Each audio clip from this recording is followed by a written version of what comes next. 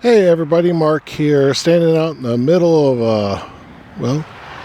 a very northern part of Wisconsin. I'll say that much. I'm not far away from Coloma. It's just up the road up that way. This is State Highway 21, I think it is. Yeah, it's over there, 21.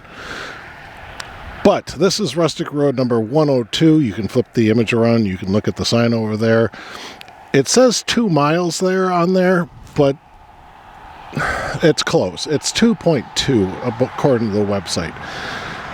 And this is both a paved and unpaved road. So you'll have to keep that in mind when you're out riding. If you don't want to do the gravel, don't do the gravel. Okay, just come out here, ride the paved area, turn around, ride back.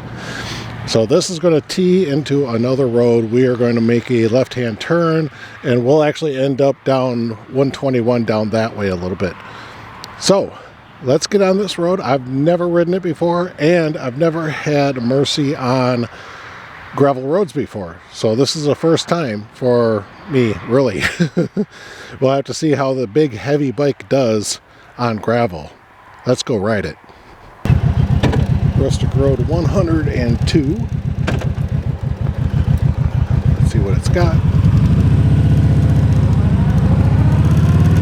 hoping that the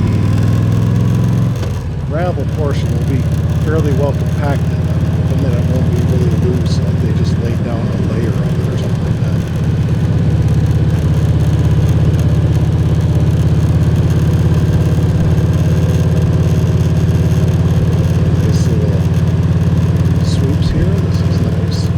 I'm only doing about 35. I didn't see a speed sign, but I'm doing about 35 miles an hour.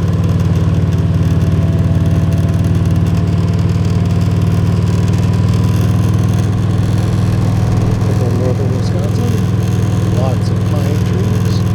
You can tell the smaller trees are turning colors. It is late fall. Alright, this should be our turn right here. Yield sign. There's our Rustic Road sign across the road there. Alright, here we go. On the gravel. Big touring bike. I typically don't take my bikes past like 25 on these gravel roads. It's not that I can't go faster. I probably could, but I don't have the strength in my abilities to believe that I can go faster.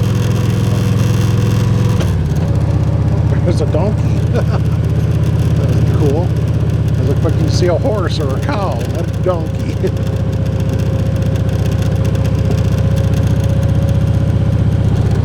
This is actually kind of nice. I do wish the road was paved, but you know, it's that rustic aesthetic, you know. Gravel's not bad. It is pretty well compacted. Of course, there's some loose stuff on the very top, so it kind of rolls around a little bit. So I think it kind of ginger through the curves. I'm not leaning the bike hard or nothing like that. So.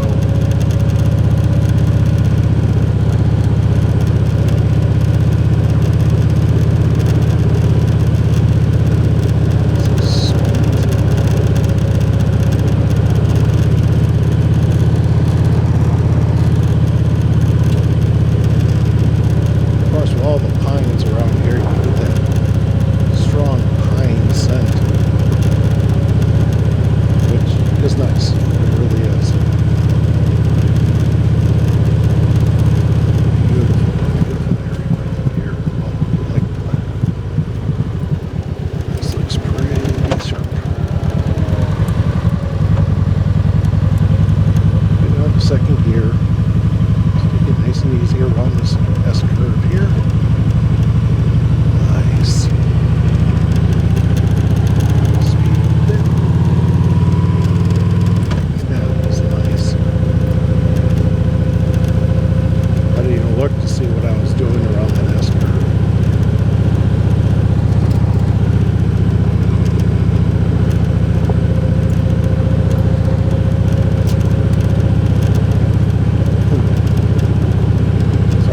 starting to have flashbacks of when I did, what was it, Rustic Road 32.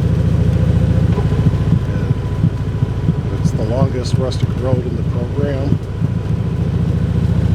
And what, 1/3 of it is going to be gravel. So like the last 10 miles of it was gravel.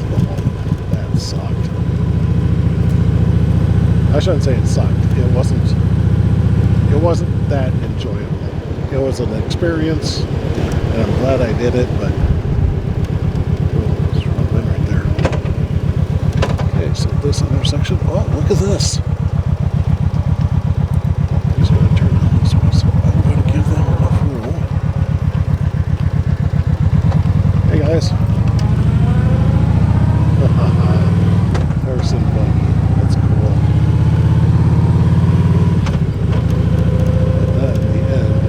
Right here.